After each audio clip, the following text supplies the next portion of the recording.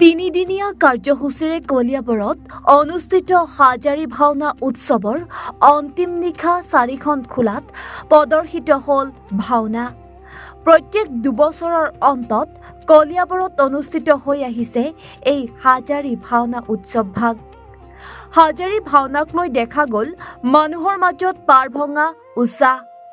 নিশা ভাওনা চাবলৈ আহিল স্থানীয় আবাল বৃদ্ধ বনিতাকে ধৰি বহু দূৰণিবতীয়া যাত্ৰী।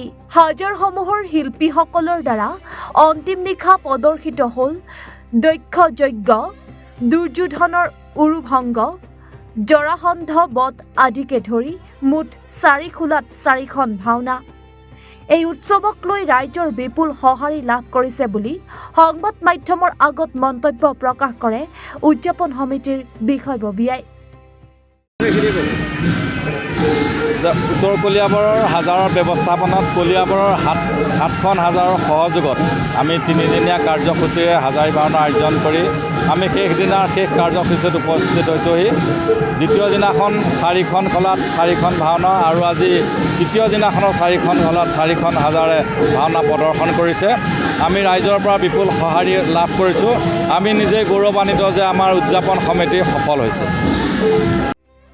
কলিয়াবৰৰ পৰা পাৰ্থপ্ৰতিম হাজৰিকাৰ ৰিপৰ্ট, এনি ভাৰত 24।